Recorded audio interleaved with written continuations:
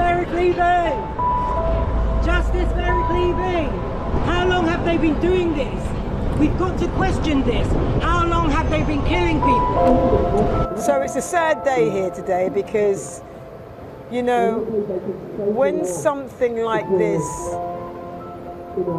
hits home personally and affects you, you really do have to start thinking stuff needs to be done. It's usually when it affects you, but actually I know that it's affected many people throughout this world. The tyranny of the NHS, the tyranny of the medical system. It's all got to change, because unless it changes, then nothing changes.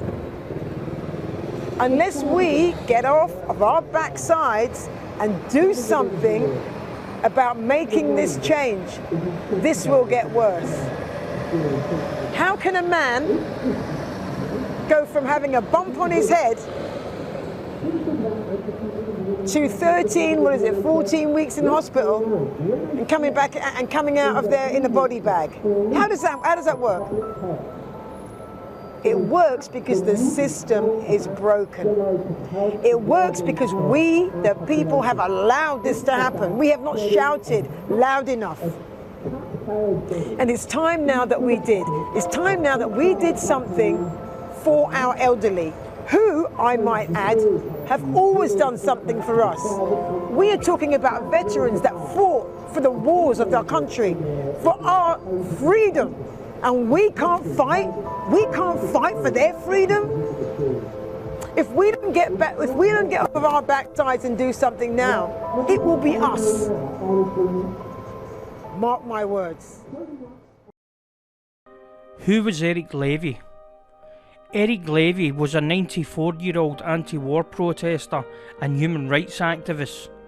Eric came into the limelight for his stance on the Iraq US-led invasion in 2003 against Saddam Hussein, a war that was based on a lie about weapons of mass destruction.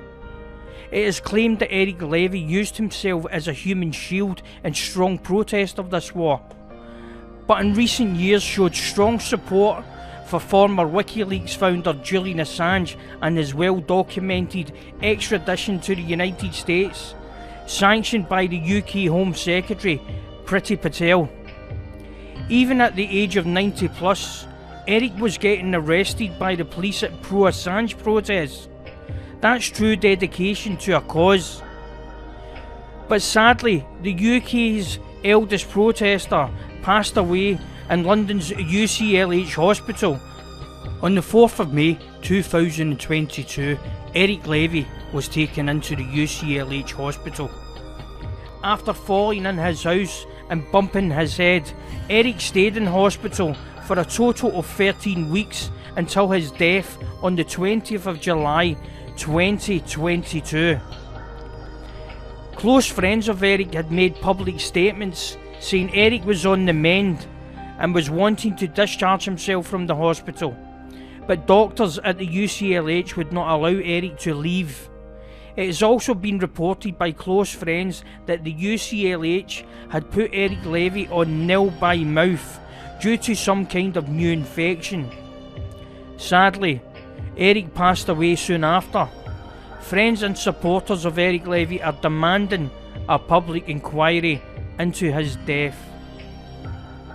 I am Julian Assange. We are all Julian Assange. So, Jill, I know that you were a friend of Eric's, Eric Levy, and I know that you had a massive campaign over here recently. And can you tell us a little bit on camera about what it was that you went through? Well, Eric Levy was admitted to hospital on May 4th for nothing more than a bump to his head.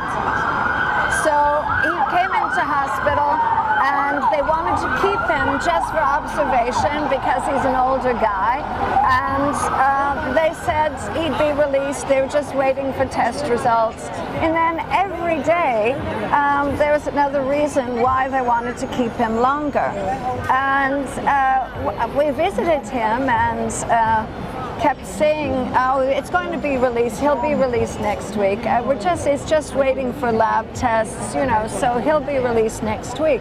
So at first we were keen to get him out, but we thought, okay, well, they say they're having their meeting next Monday. And then by day 16, he's still in there. And Eric... for a bump on the head? Yeah. Okay. This is just, he moved into a new flat and the builders came to do something and he stepped backwards because it's this very small hallway and he fell in his kitchen when he stepped backwards he stepped on his pajama leg bottom and he hit his head on the cooker. So the building manager was just being overly concerned maybe, but she wanted to do the right thing and said, well, we don't know, maybe he'll have a concussion or maybe he's got internal bleeding or something in his head. We should send him just to have him checked out. He's 94, we should be safe about it. Right. So he went, and for that he was in there. So after day 16, Eric just said, you know, I'm going to sign myself out. I want to sign myself out. And at this point, they tell him, you can't. He said, yes, I can. I can sign myself out. I've signed myself out. What reason did they give? They told me that they had a mental capacity assessment done on him and he failed it. And I said, okay, show me that assessment now. And the two doctors that signed it and the date that it was done and that he failed it, let me see that now. And she said, well, no, I don't have it or something. And I said, well, Eric wants to see it because you're telling him, you're holding him here illegally. He's being held here against his will. You have to show him why to prove why if you're going to try and restrict him. Well, to this day still, I've asked for that certificate from the hospital every week. I've asked the social workers who totally failed Eric. The social care of Camden social workers in this hospital. There was one in the hospital and there was one in Camden that looked after his interests. And basically, they both said they couldn't interfere with what the doctors said because they're not doctors. And the medical diagnosis was something that they couldn't argue with. I said, it's your job to question everything and to safeguard this man. He's 94 years old. I agree. If you're not going to safeguard him, who is? Who is? The hospital social worker, Josie, was so rude. Every time I called to tell her they're starving him to death. They have got him on nil by mouth. They are not giving him any food, any water. She would tell me to stop calling her, that they know what they're doing. The medical people know what they're doing, so I shouldn't be calling and bothering her. And she said that she was not going to interfere with the doctors. And I said, how can you not see that that man is emaciated already? He's going to die in 2 or 3 days if he's starved of all food and all water. I was going there every day, specifically bringing him food to keep him hydrated, vitamin shakes, fresh squeezed juices, green juices, orange juice, everything, and soups and foods that he could easily chew and digest. Right. So we all made an attempt to keep him healthy and well, and they were trying to keep us out because of it. So they told us we could only come in one person a day for 1 hour because they saw that he wasn't dying easily. You know, that's, to me, that's my interpretation. I agree. He was staying okay, no matter how many weeks they hold him in. Then they came up with, and while he was in there, he was covered in bed sores. They weren't looking after him properly, covered in bed sores and tears to his legs. Many times I would lift his sheets to rub coconut oil on his skin, because they made him bedbound. So even though he asked to get up and use the toilet, they wouldn't let him use the toilet. They said, you have to stay in bed. So because he was bedbound, there was no physical therapy. There was no exercise whatsoever, and they would not even let him stand up. I said, look, I am an exercise rehab specialist, and I'm telling you, if you don't use it, you lose it. Yeah, exactly. It's not really something that needs that much thought. It's common sense.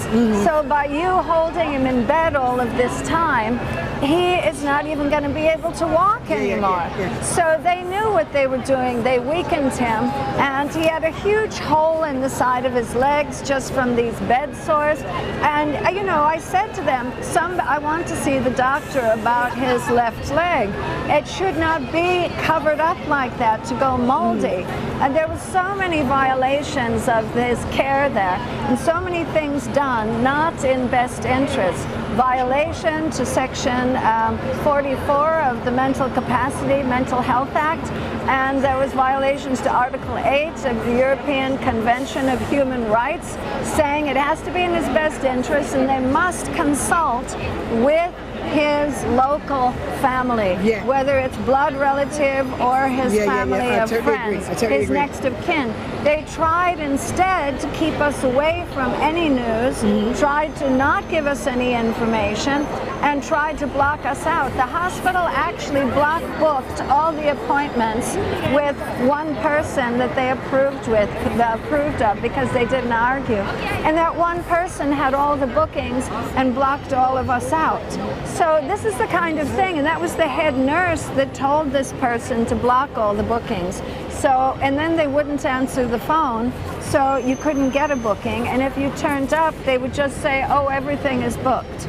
So they have made an effort. For 13 weeks he was kept in there.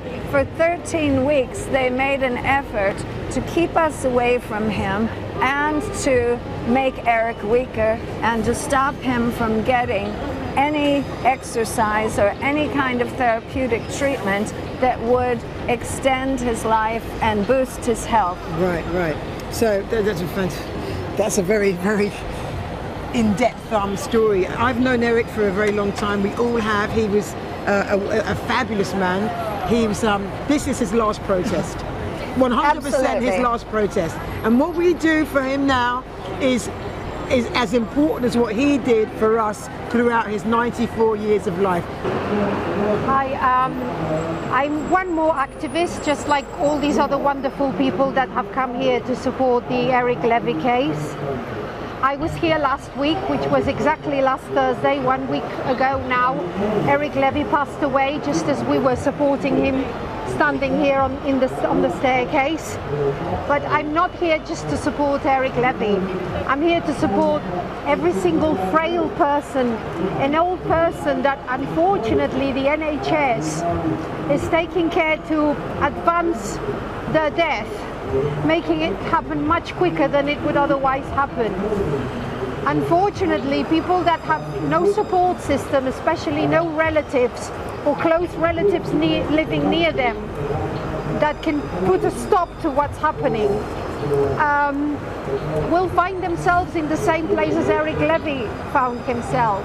Even though he had this wonderful support people of friends, and I don't even consider myself a close friend of Eric. I knew he was part of the protest and the activist movement. You can see him in so many videos, you know, on social media. He was a fighter like all of us. So this really touches me deep. And even though I'm sure I didn't meet eye to eye with many of the things that he protested about, it's not about that. It's about letting people know that what's happening in the NHS, and I think worldwide as well, has to stop. I don't think it's fair that when the establishment we live in considers you useless or considers that you're costing the government too much money, then they will bury you under a lot of red tape, give 1,000 excuses. One of them is, oh, it's not our fault, we're following the protocol that they taught us to follow. And I'm sorry, but the protocol sucks.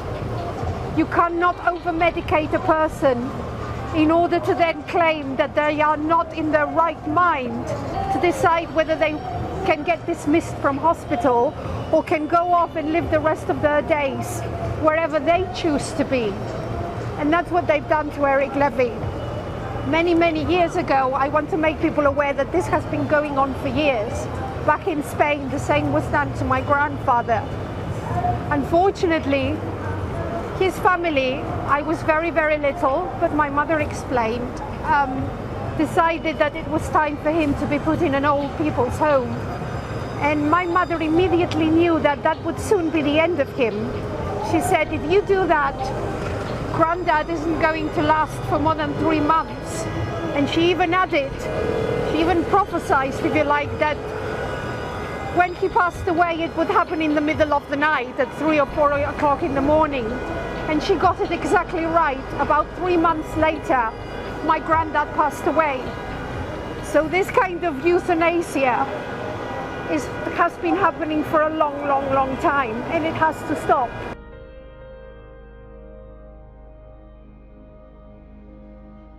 I'm here outside University College Hospital remembering Eric Levy, who was killed by the NHS. Yesterday, me and Jill went to see the police to ask them to investigate the suspicious death of Eric, and in particular willful mistreatment, breaking of various laws associated with how people are meant to be looked after. They were very reluctant to do anything. They didn't say they wouldn't, but they said they wanted something a bit more substantial, whatever that means. So we will go back to them, but we're determined that this death of Eric, which we regard as a killing, if not manslaughter or murder, must be put right. And other people to whom this has happened, namely enforced early death, which is killing, must be saved. We don't want this to happen anymore. We want to end the NHS killing operation, which it is for older people. And I'm from lettheuklive.com and stopnewnormal.net. So people who want to know more, please come online, go there and find out. My name's Jenny Belstar, and I'm pissed off.